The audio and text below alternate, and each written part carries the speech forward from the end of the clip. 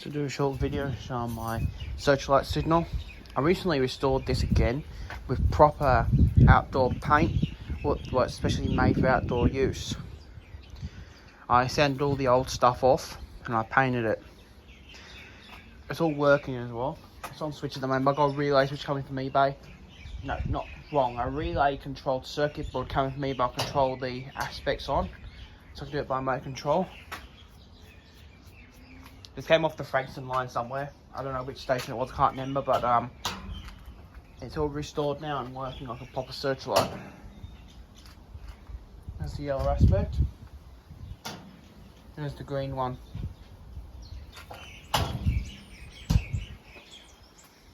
That's what those switches on the side of the shed activate in time being.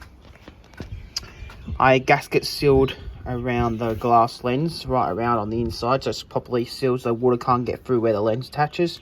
And I've put 3 new bolts to hold it in place to make sure it doesn't come off. Just ignore these bolts and screws. I'm going to cut them off then so they don't, not noticeable. On the padlock was locking it up is a proper VR signalling padlock. These are still in use on the railways, but I bought this one to lock it up properly. Got the key for it as well. I'm going to show you the inside of this. Let's find the key. I've got so many railway keys, so I've got to try and figure out which one is the 7p. That's the VR 7p key for this other padlock.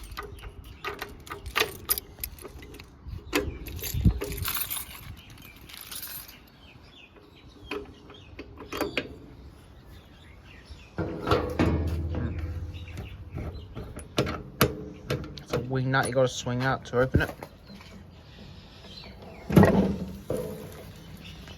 That's my ground wire for the 120 volts. I just touched it to the housing because I don't want to take a electric shock. You got the lamp house. There we just die again.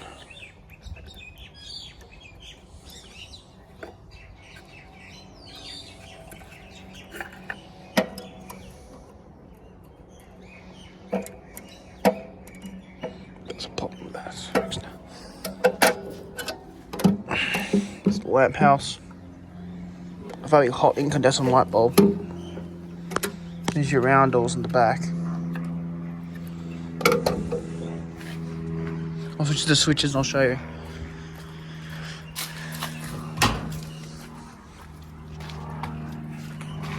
Yeah, it's turning the yellow.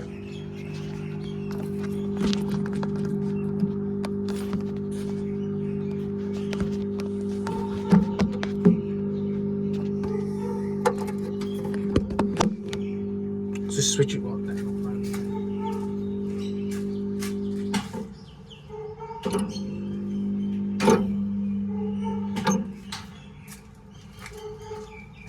Make sure the round doors smooth in the back.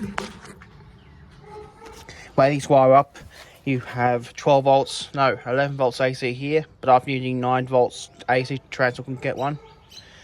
Now got 100, I won't touch this, but got 120 volts on the far 2 terminals there for it to run.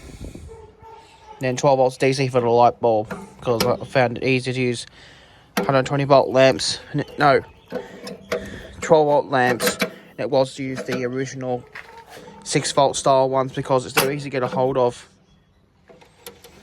Now I'm using a 7 core electric cable you can get off eBay. You can see it's got 7 different wires. I'm using red and blue for the 12 volts lamp, yellow and brown for the AC 9 volts,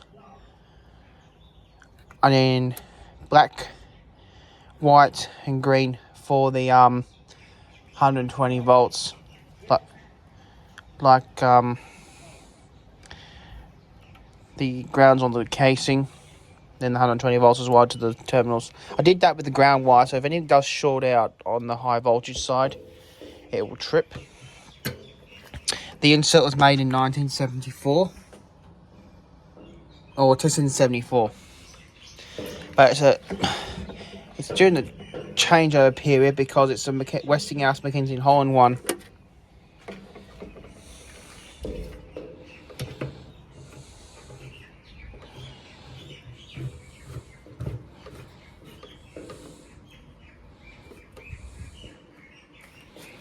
It's the Westinghouse logo on the back. The way I got the wire going to the shed, I've got the bit of this conduit tubing I put in, and it goes into my shed. And I've got a strainer leaf, got to tighten it up. I haven't got around doing that yet. I'll get my pliers out in a minute. And I've got the wiring up for the Searchlight. It's outdoor cable, so I don't have to worry about it getting damaged by the heat. But if it does, I'll put some flexible tubing. This is my Mackenzie in Holland. Searchlight, no, Westinghouse Searchlight signal. Fully restored in my backyard. That sign, signal sign at the bottom, is not a Searchlight. And that came off a semaphore on the Arfield line. I'm using it as a sign for my Searchlight.